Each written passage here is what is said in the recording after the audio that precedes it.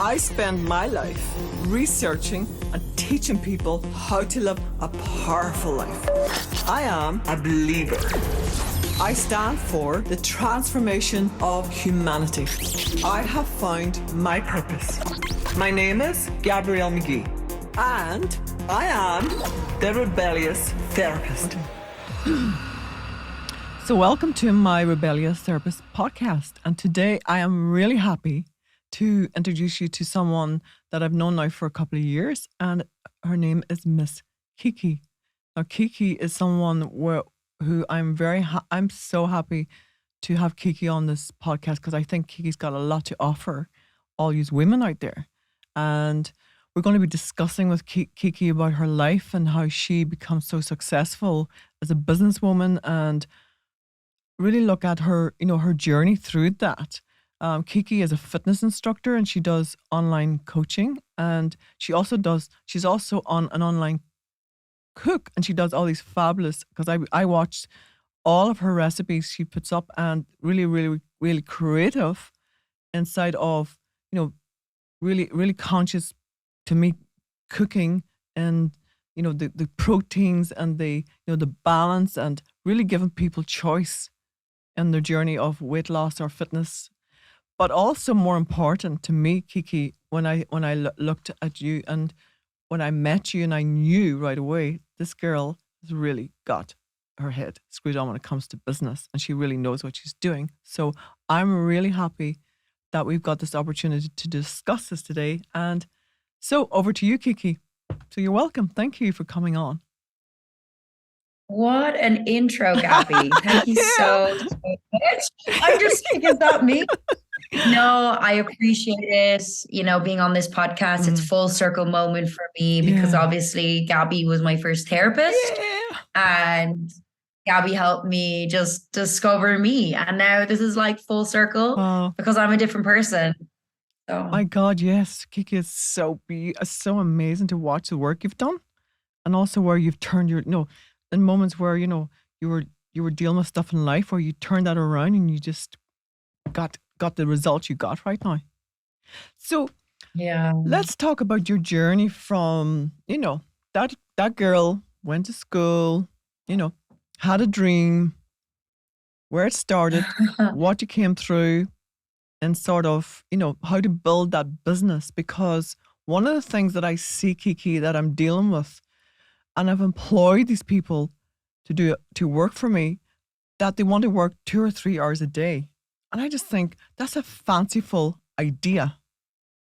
And I think that world doesn't exist. And I think it'd be really useful. I think when you make it 2 to 3 hours, when you've made it and you have business strategies in place, yes. When I started my company, I was doing 12-hour days. Exactly. Now, I've taped it back a bit, but 12 to 15-hour days. And I have this mindset that, like, this is how I thought of it. I was like, I'm in my 20s. I'm fit. I'm healthy. I feel good. If I can't do it now, then when? So that's kind of how I see it. I never work 2 hours a day. Not even now. Not even now. I don't think that world exists. I think it's some kind of myth that that world of, travel the world, work 2 hours and have freedom and earn loads of money. For me, like, I get off working. So if I'm working 2 hours, the rest of the day, I don't know what to be doing with myself. I enjoy it. And there's some days where I'm not as busy, and I'm like, what can I do? What am can I design an app? Can I make another cookbook? For me, it's like the clocks are always thinking, Joe, I'm really always quite motivated. I can't do a 2-hour life. I know some people do, and that's fine, but I can't do the 2-hour work lifestyle, No, but also, do you not think you've really got the results that matches up the work you've done, the graft, the sort of the hustle you've put into that? You get the results. 100%. Talk to me about if we work with the success that you have now. Just talk a little bit about that, where you're at in your life as a businesswoman, and then maybe we work our way backwards, so we get a real clear view and vision of what it did take and where it did start. Okay, so now I have my coaching, which is like my online coaching, and that was like my baby that I Yeah. started off with. I've written a cookbook, I've written 7 guides, and I'm Wow. currently, I don't know if I can say this, but I'm just going to say it Yeah. anyway, but I'm making an app right now. Wow. So So we got an that's kind of everything. exclusive. Sorry. Have we got an exclusive from Kiki? Yeah, I Yeah. have. But Wow. like, you wouldn't want to be like, you don't have to be Einstein to know that's what I want to do. Yeah. Have a fitness app and a cooking app, Wow. and somewhere where you can just go. Because a lot of people, this is why I'm good at business. So a lot of people have been like to me, Kiki, like, love your recipes, but like, oh, is there any way you could put it in like an archive so we can search the recipes? And I was like, Yeah. that would be amazing in an app. So naturally for me, going into an app and having like recipes there, that's a big thing for me. So that's what I'm currently working on. It's nearly ready to go, which is really exciting. And then as well, I've just been kind of dipping into investing in property. So that's really new for me. Big goal and something that I never thought I'd even have the funds. I never thought it would be possible that little old me could purchase a gaff, So that is a huge thing for me. Yeah, it's interesting. Anyone that I'm coaching, especially, girls like you, the first thing I definitely recommend is get your money into property, because property, it can go up, down, but it never fails. So I'm delighted to know that that's your route with your investment, Kiki. Yeah. That's great. And everything in my head, I know Instagram, it's not forever, and I don't want it to be forever. As much as I love creating content, I love sharing my stories and everything, it's not forever, So for me, putting it into property, something that I can see an increase in interest and value over a certain amount of years. By the time I get to 50, I'll just be sitting on properties, and that's kind of where I want to go. I just want to be really smart with my money, Wow. And I can really see that future for you, because I'm really smart at one of the things I'm really great at seeing people where they're heading in the future, and that's so there for you. When you're 50, you'll have a choice to do whatever you want. I don't think you're going to stop working, but I think your choices is going to be very different to what it looks like right now. Exactly. Like it's baby steps. It's something small I'm starting off with, but I would love eventually to have a couple of properties. Yeah. And I don't think it's a outrageous goal. It's something that I've worked really hard over the last couple of years for. So that's where I want to be in the next 5 years. Yeah. And I've been, listening to a lot of the property conversations. I know the end of next year is probably going to be a great time to buy property, because there is going to be a downturn, obviously. But, that's the time where if you've got money, that's your best time to buy, So good timing for you. Maybe not for everyone, but for you, it's great. So continue the journey. So basically I was always quite smart in school. People are like, because people have preconceived ideas of Instagram people, they just assume that I wouldn't be intelligent. But I went to school, secondary school, I finished with 525 points. I did a lot of concerned debating, I did a lot of sports. Then I went to DCU and I finished a sports science degree. I just felt like a little lost in my college degree. I was okay. My grades were okay. I wasn't like amazing. I was kind of just there, if that makes sense. Like a load of people were there to be the best, and I just kind of attended, and I was just a little bit lost. I didn't know what I was doing. Everyone knew what they were doing. Everyone was, knew their thesis titles. They knew where they were going. I hadn't a clue. And I just on a whim, I'm very on a whim kind of gal. I booked tickets to Dubai. And that's when it got really real for me, that I was like, I've got bills to pay. Yeah. So I started my fitness company then. I was over in Dubai by myself. And when you're in a different country, you can't call your mom and dad when you're stuck, or you can't move home. You have no choice but to make money, or you'll be on your ass.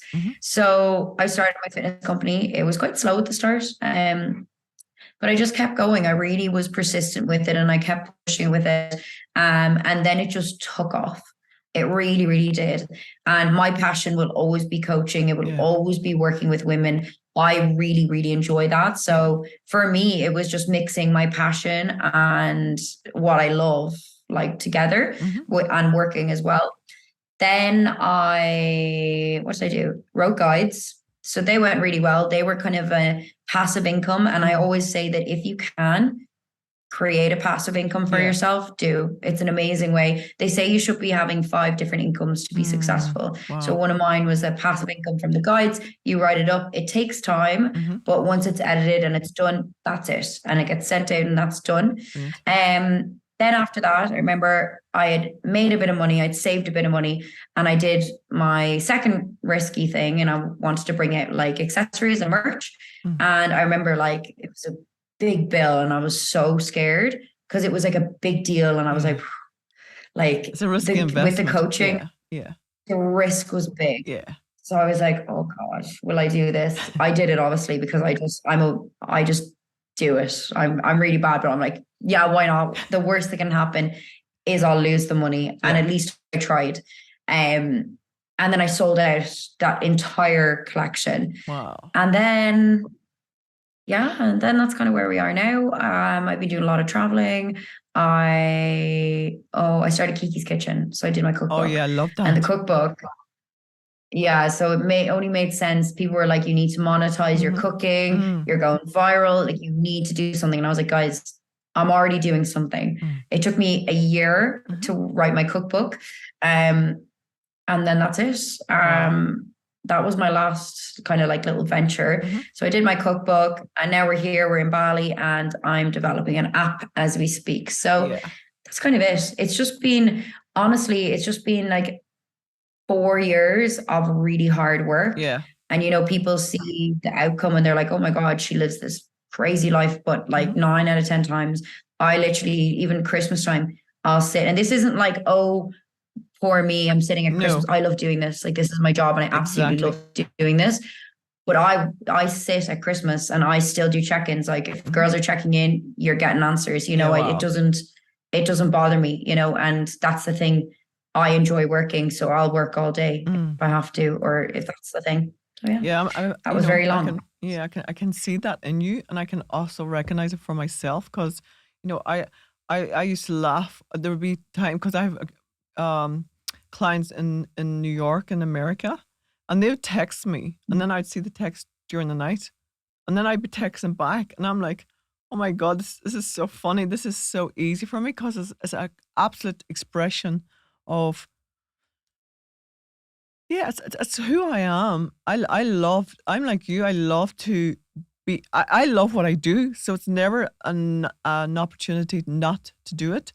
First of all, and secondly, I think I'm so committed and passionate about it. It never feels like a long time, many hours a day. I'm working. People say to me, "Oh my God, how do you do that?" And I think I'm a bit like you. I'm like, what else would I be doing? So so cool. I wouldn't know what I'm doing with myself if I wasn't working. Yeah, it's an expression. I hate when I've not worked. Yeah. Because recently I've been trying to like set more times during the week where I'm not working. So I take off Friday and I hate it because I don't know what to do. I hate it. I'm like, I can't sit still. And because I don't do check-ins on a Friday. Most times it depends. It kind of varies weeks. It'll either be a Friday or a Saturday. And I just don't like it. I hate not having work. So what do you do with yourself on the Friday? Now, how do you spend your time then?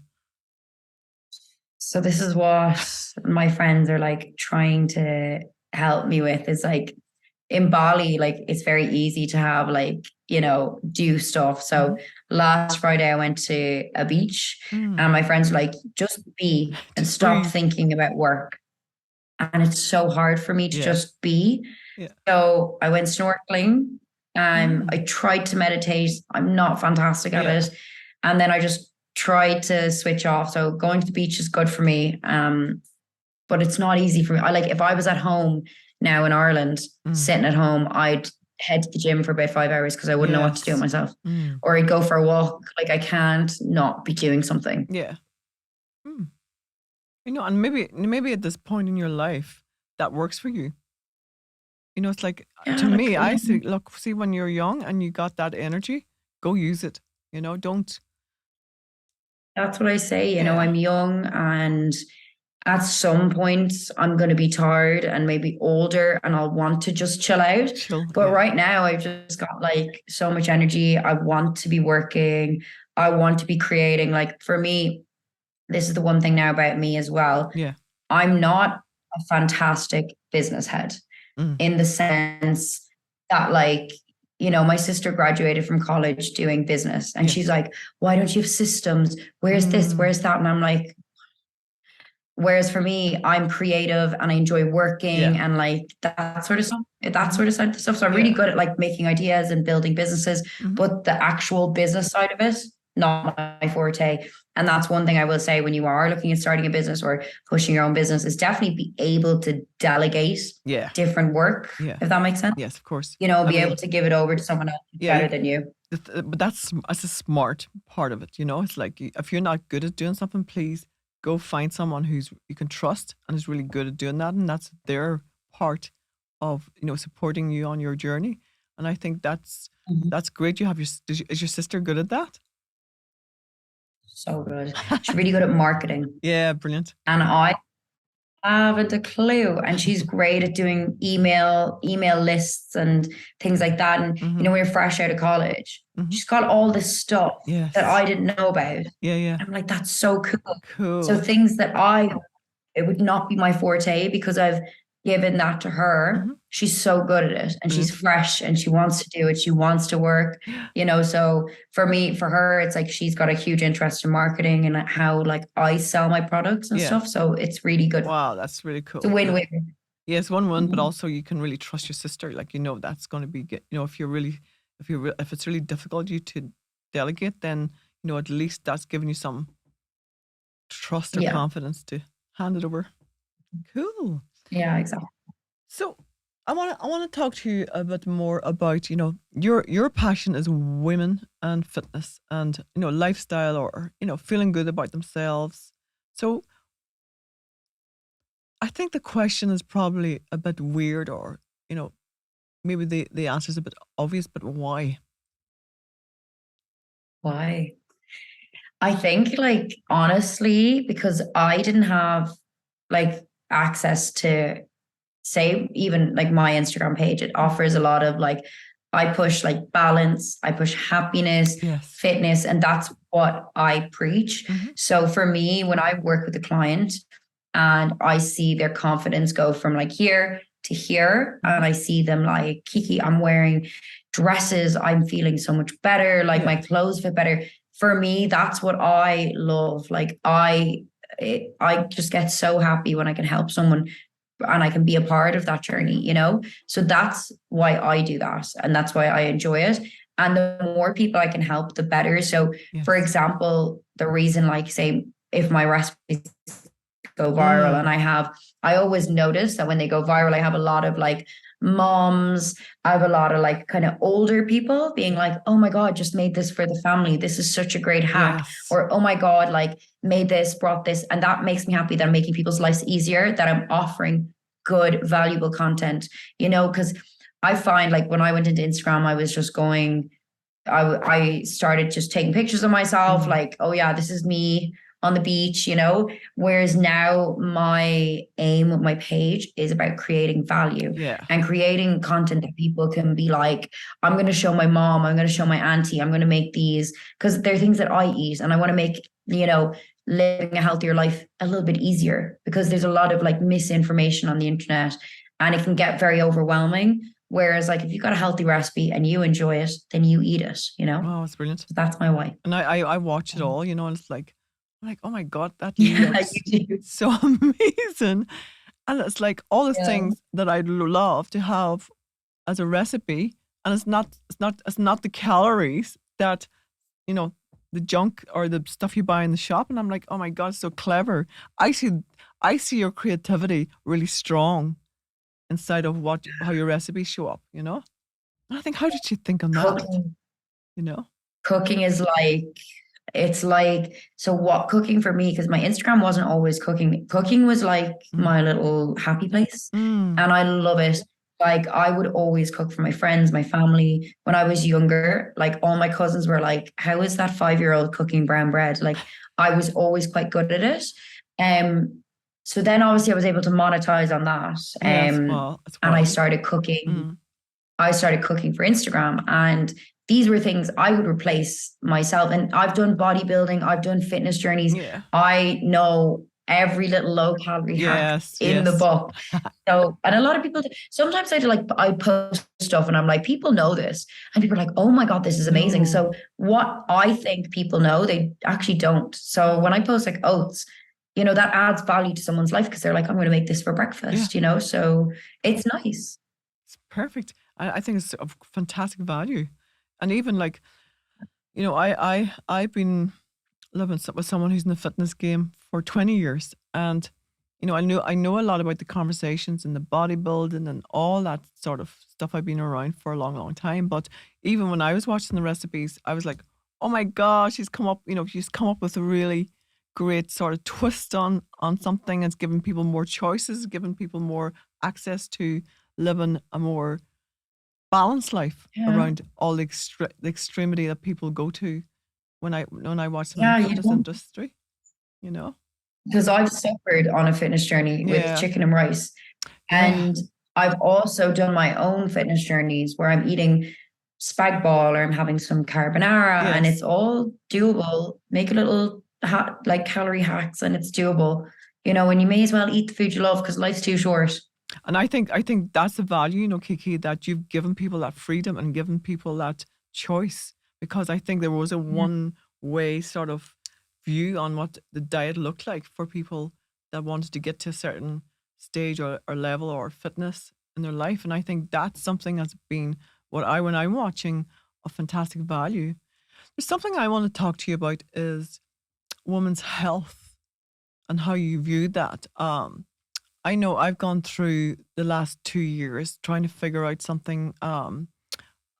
I've got a handle on it now again, but I was suffering from great exhaustion, and I didn't know it was my thyroid, and I kept getting blood tests. We weren't sure, and then we've started came up and we got a balance. We got more over just the last month. I've been on like it's given me like this medication to balance out my ferrolic acid.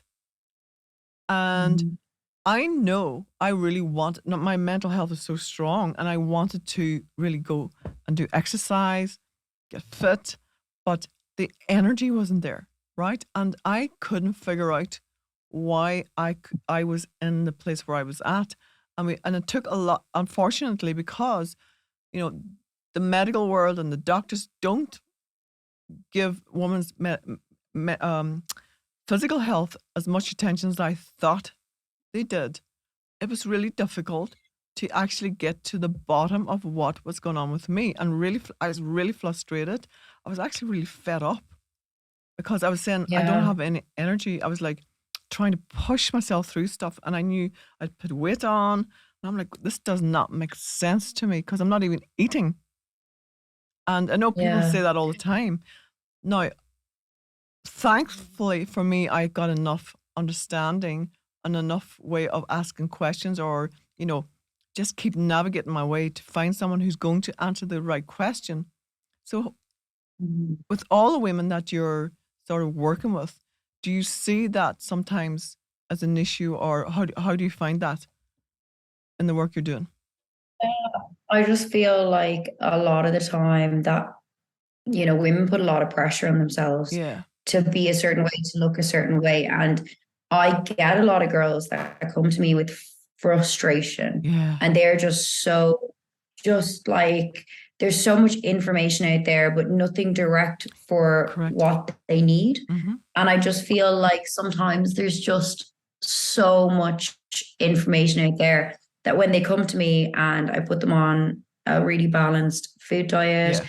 and training, and I just simplify it, Mm. that it really helps. Yes. But it is hard when you can't like get to the end of medical problems Yeah. and that the information that you need is not available to you. That's so frustrating because as a personal trainer, Mm. there's little I can do Yeah, if the exactly. doctors can't even help you.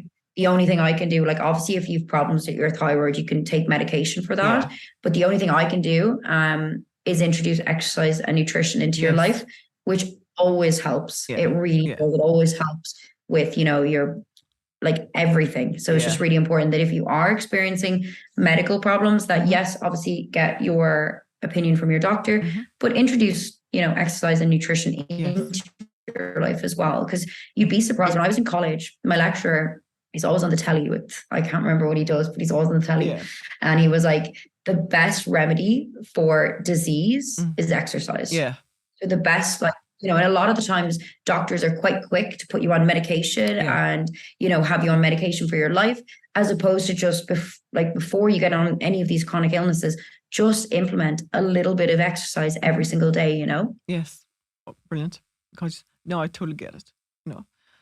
Cool. So, but it doesn't need to be either. It just can be like 25 minutes of yes, moderate yes, activity. yes. Very good. And I think that's that's what I love about you, because you're, I think you're very realistic about how to start and how to go about it and how to sustain it. I can really hear that, when you start talking about, how you coach and how you sort of give people access to, doing the programs, Absolutely. So I'm going to go somewhere completely different right now. Go on. So I'm going to talk about your healing journey. I've watched it, I've been part of it, and I've, seen the growth there and seen how you've, worked through and worked hard at some of the issues that we all got stuff to deal with in our life. But, I've seen you really make big achievements in that area, right? And I know we spoke about earlier about, you really, at the minute, you're in that process of, trying to balance out that energy between masculine and feminine energy, which I also have to do a lot of the time, because, mine's is the opposite to you, because sometimes I'm too much, because of my work, I'm too much in the feminine energy, because that's where all the emotion and care and when I go to do business, I forget sometimes I need to step into the masculine part of that, of me, to really deal with some of the non-emotional decisions that I have to make. And it does take a lot of navigating or awareness more than anything. And I think you spoke up to me earlier about this. So I just want to hear, your thoughts and your journey on that particular part of your life, Yeah, so I've been on a whirlwind journey with healing. And I remember when I first started therapy with you, when you were like, oh, you need to heal, you need to punch punching bags. And I remember being like, this lady is bonkers. I am not going to punch punching bags. And I didn't understand it. Yeah. And then for maybe a year after being with you, I didn't really rate my healing. Like I didn't really, it wasn't a high priority. Yes. Like I'm not gonna lie, it wasn't a high priority. Yeah. And it wasn't until I went through a massive breakup. And when I say I was in pieces, I've never been so much in pieces in my life. And I knew, I was like, shit, I have to heal. And I knew the value that I needed it, because I jumped into a relationship afterwards and it just didn't work out. But I knew then after that I was like, it's time. So I've worked so hard to become the person I am today and release any negative energy. I've been on a really spiritual journey as well. And I've made time to make sure that I work on myself, that I'm a good person, that I've let all of this negative energy, I've forgiven people who've hurt me, and I've let it go, because I find I was holding on to so much hate and so much negative energy. And the minute you let it go and you heal and you don't let it affect you, my work is better, my relationships with friends are better, my relationship with my family is better. So for me, healing and working on myself, meditating, reading, I do boxing, I do everything. And for me, that has been a game changer in my quality of life and my mental health. like, I'm not even, like, my vibrations are just so high right now. Yeah. Like, it's crazy. And I never thought I'd be at this point where negativity, and it just doesn't affect me. Like, if there's any, like, for example, if there's someone bitching to me, I just can't. I just don't, like, I leave the conversation. I check out mentally, because I don't even allow that energy And don't let it come anywhere near me. Yeah. So that's where I'm at right now. Wow. That's really powerful. And I remember those early days, and it was like such a new conversation for you, and watching, your journey. But listen, one of the things that people I don't think understand, that the healing journey is not an overnight process. No, that took me 2.5 years. Yeah. And I didn't, it was my first therapy session with you, and I didn't understand. Yeah.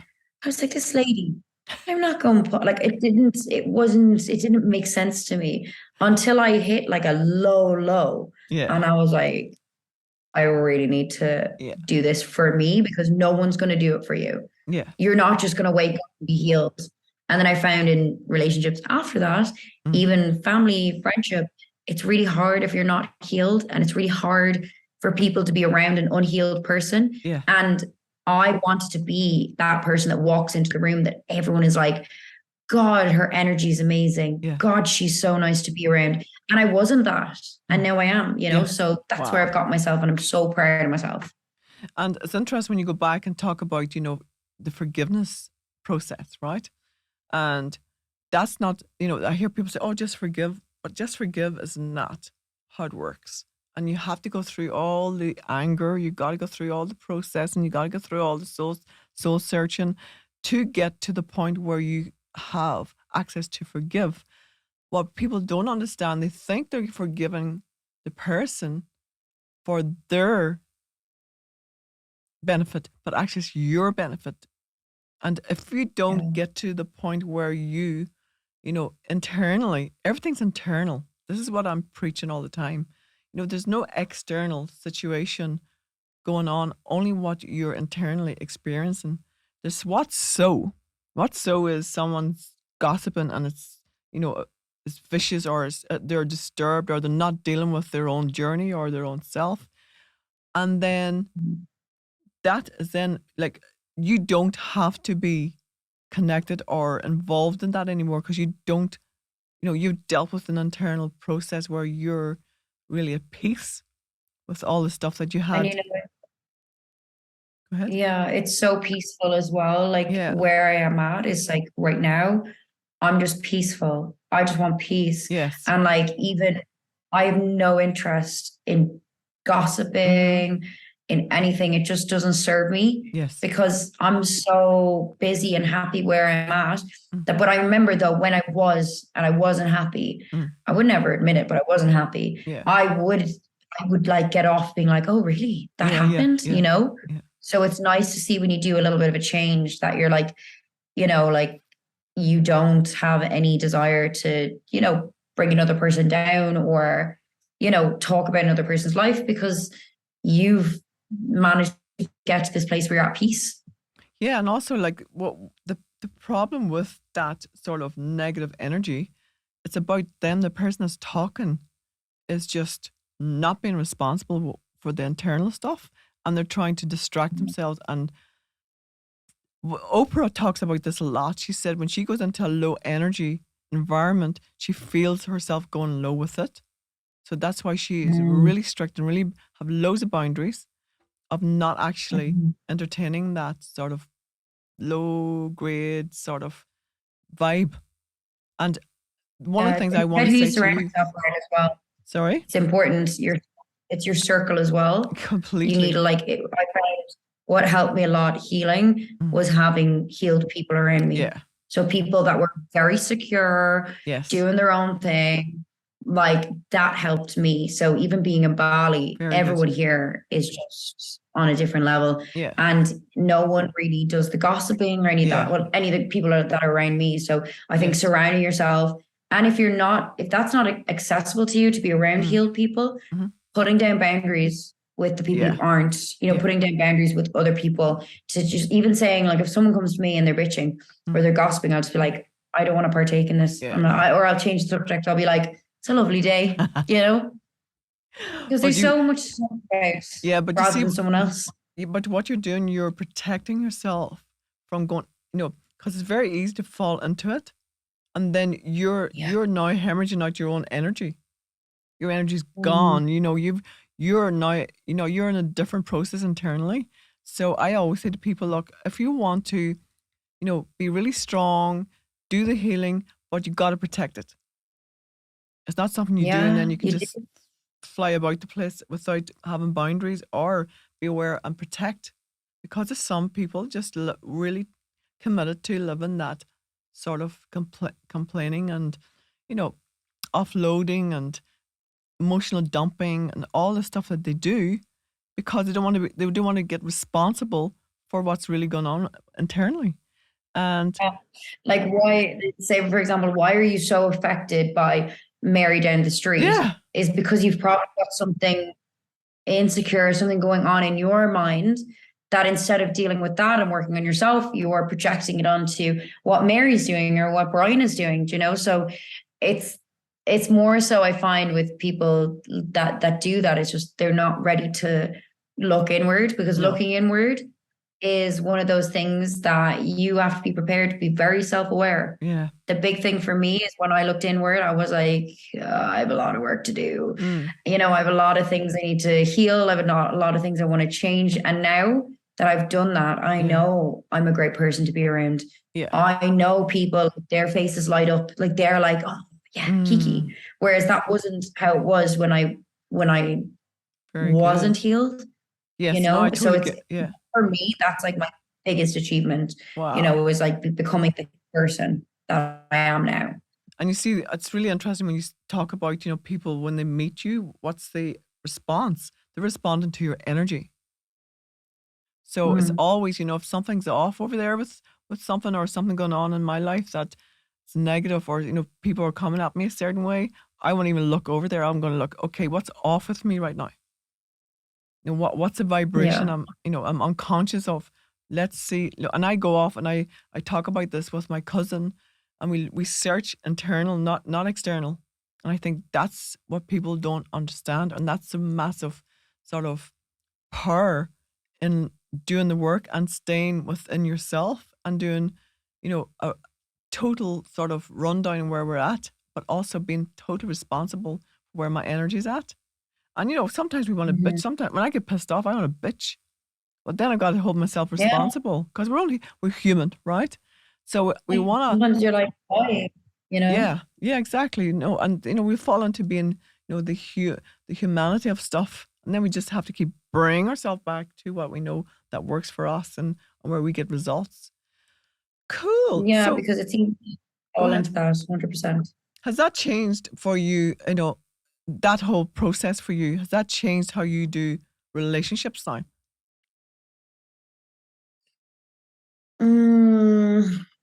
Relationships.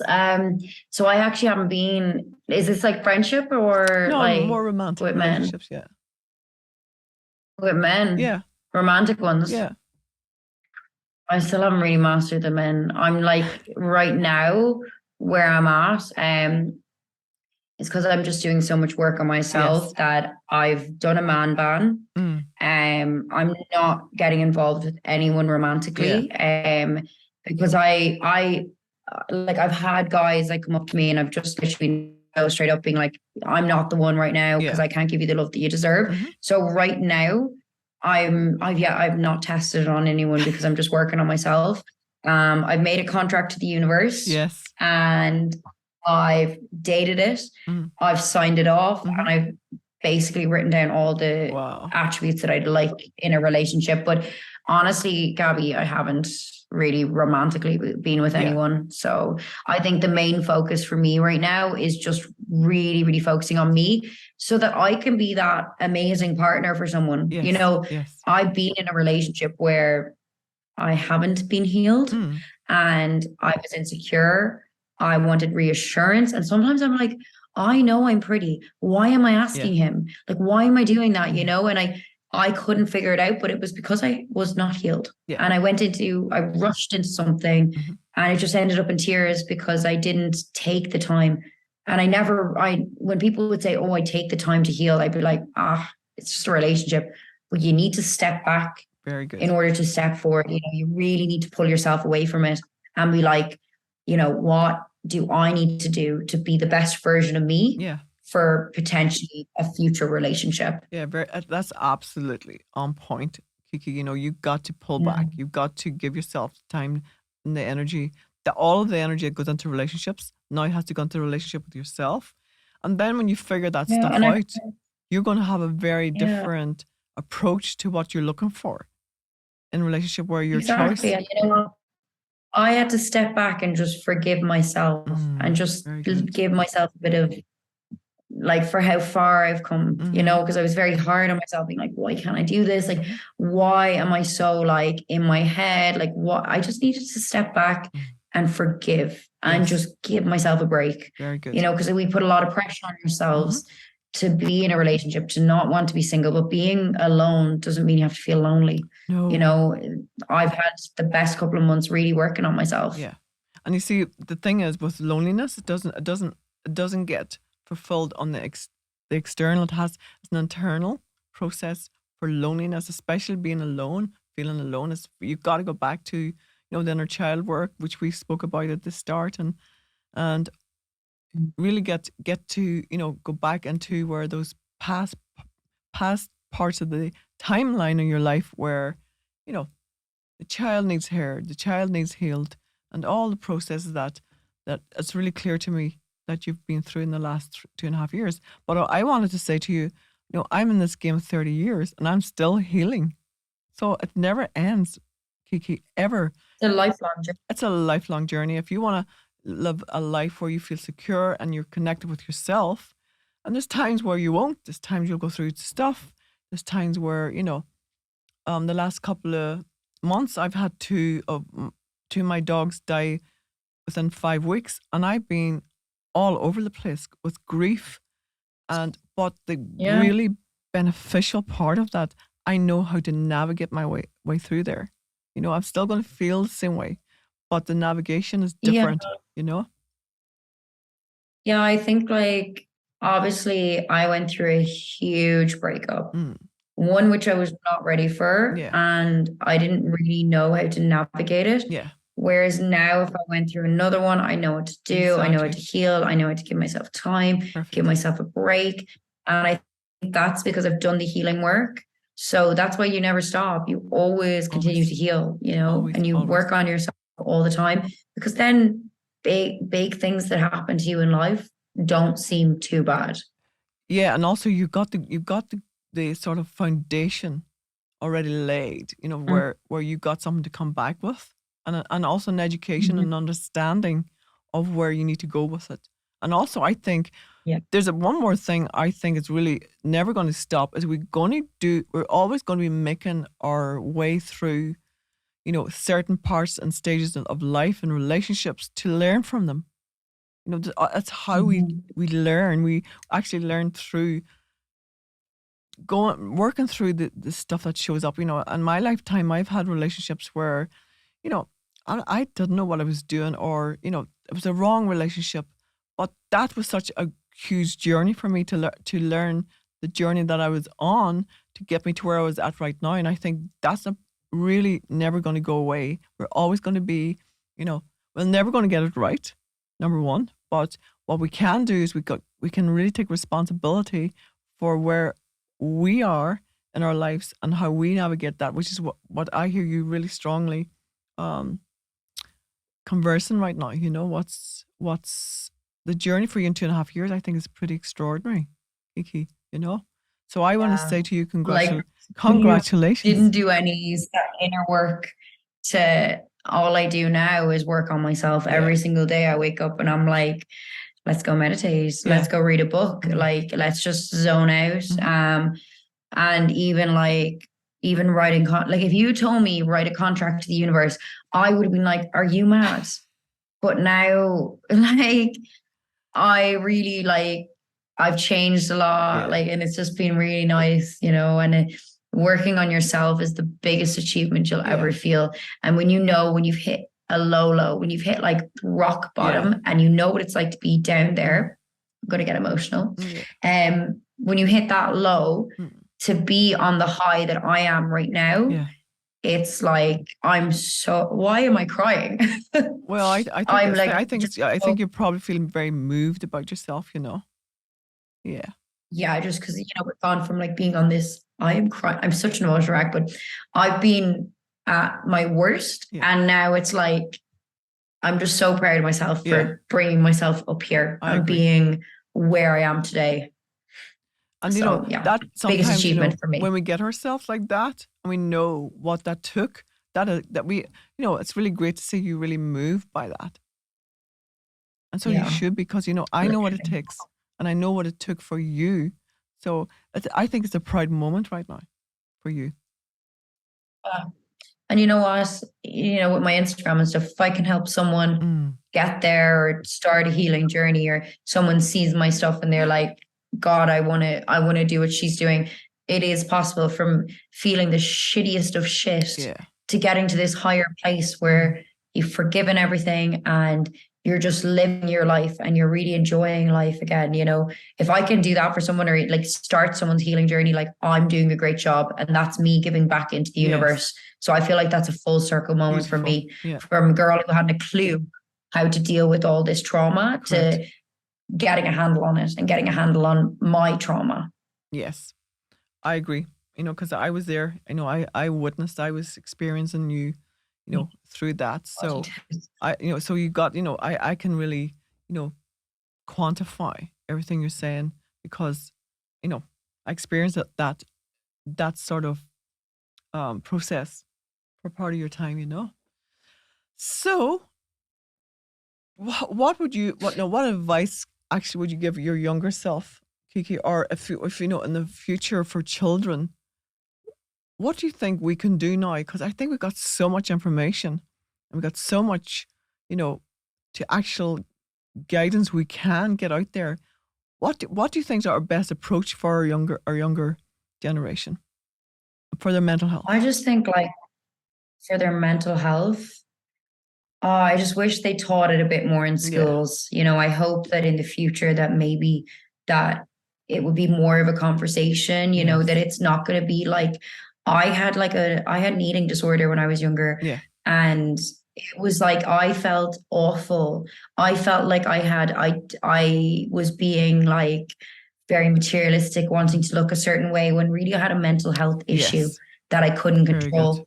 And, you know, I wish someone came along and hugged me, being like, there's something wrong in your head, but we'll fix it and we'll work through it. So, you know, I think having a little bit more, for me, I just think, you know, saying to our kids, like, take it handy, mental health is a thing. There's a lot of pressure on kids these days to look a certain way, to be a certain way, to achieve certain grades. Like, even when I was younger, hitting grades, the pressure that was put on us was crazy. And at the end of the day, it's a piece of paper. Have I talked about my leaving cert? No. You know, and I just think having a bit more compassion for our kids, especially with mental health. I would love that this generation of adults will be more like better with their kids' mental health. So for me, like, I love my parents, but, you know, mental health wasn't a big thing when they were growing up. So they didn't understand it. Like, they get me the best therapist, they do whatever, but they didn't understand it. So I would love that we have a generation of adults that are compassionate, that know what to say. If your child is like going through an eating disorder, that there's certain things you do, or there's certain things you wouldn't say. Same with if you're going through depression, or it would just be easier for the kids. I'm not saying my parents were amazing with me, but they didn't know what was going on with me. Didn't know, like, that generation and didn't know. That's not their fault. No, you know, and it was like not a generational thing, that they're like, what? What is mental health? You know? You know, and they got me the best help. They did everything, but then they were like, my mom, I remember her sitting me down. She was like, I just want to hug you. I don't know what to do, you know? So maybe a little bit more conversation on mental health for our kids. And I think I agree with what you're saying, right? But I also, I do have hope because, you know, it's like I work a lot with the Instagram world, and the girls that I'm working with are in the age bracket of 20 to about 33, and they are so there. And I think, oh my God, I'm so happy. I've got some hope now that when you have your kids, they're educated, they understand the value, they understand the early process for kids that grow up. So I think we're on our way. It's maybe not loud enough, but it is actually much, much greater, stronger conversation than it was probably 10 years ago. So, I have hope. I have much more hope now, because I've always sort of been frustrated with my school days. I left school when I was just turning 16 because I was dyslexic and nobody knew, hadn't got a clue what that word didn't even exist. So, I've always been aware. I've always been the one that's been aware and seen all that stuff. And I remember coming back to Ireland as a therapist thinking, oh my God, Ireland, I didn't work as a therapist when I came back here at the start because Ireland wasn't ready for me and my style of work. And, it took me some time to open up a clinic and work from there because I just thought, okay, it's going to be too difficult for me to start working. But now, I'm so grateful for your generation and where you're hanging out and what you're up to and what you're committed to. It's transformed everything that I want to leave behind me over my lifetime. So I'm really grateful to you guys. Yeah, well, one of my biggest goals would be a really healed version of myself so that eventually when I do want to have kids, that I'll bring them up in an environment where they're free to express. They know they're allowed to be emotional, show emotions, be whoever they want to be. And I would love nothing more than to bring up kids in an environment where they feel so safe and so okay with sharing their feelings and their emotions with me. And you will, because you already now you can see that conversation is already committed. You can see that that's not going to be something that you're not going to be bringing to, a development stage in the child. And a lot of the girls are actually talking like that, so that's a commitment going forward. And I am absolutely delighted, So before we go, and thank you so much. It's been a really, really beautiful and interesting conversation. There's always one question I ask my guests, right? So I call myself the Rebellious Therapist.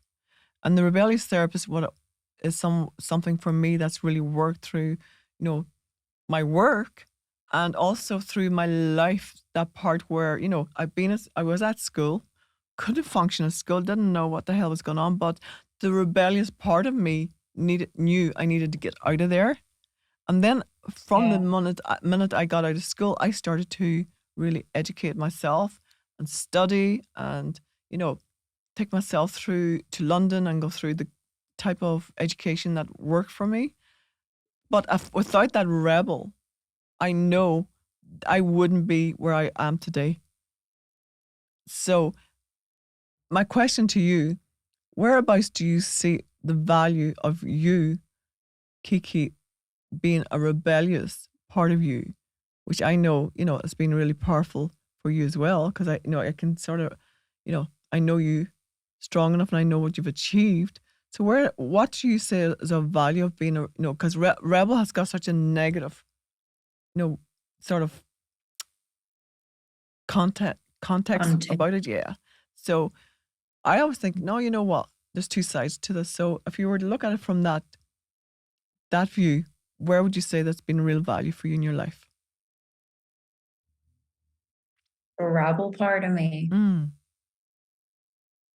That's a tough question. I was thinking. So I think the part of me that's been the most value, that I am quite a bit of a rebel, is not listening to other people. Yes. And not taking on, because it took me years to figure this out, but a lot of the time, people's negative projections on you are just projections. Just projection. And a lot of people get uncomfortable with you kind of elevating. Very good. So for me, my little rebellious brain was like, blinkers on, I don't care. And I was like, if I fail, yes, you're right, but do I care? No. Very good. You know, I had a lot of people telling me I couldn't do something or I wouldn't be able to do it. The market's too saturated, blah, blah, blah, blah, blah. Dubai is so far away. Bali is so far away. I don't ever, now I'll listen to constructive criticism, but I won't listen to someone telling me, no, you can't. In my brain, there's nothing I can't do. And that's how I live my life. So I don't really listen to people that will pull me down because it's a reflection of their insecurity. So something that like, you know, I have no control over. So that would be my rebel brain. Wow. And it's gotten me very far since with business, with friendships, travel. Yeah. My rebel hasn't failed me yet. Very good. I agree. Perfect. So I think we've done quite a bit of sort of mixture of, you know, great topics, and thank you so much for coming on. I know your time is you're really busy and you've been really generous, and I want to say thank you from the bottom of my heart. I love you, and I will continue watching your growth. And if you ever, you know, need me, I'm here. Thank you. That was such a lovely podcast. Thank you, my love. Thank you, Kiki. You've been listening to the Rebellious Therapist podcast. For more information, you can follow me, the Rebellious Therapist, on Instagram, YouTube, and TikTok. You can find further information on my website, therebellioustherapist.com. Until next time, thanks for listening.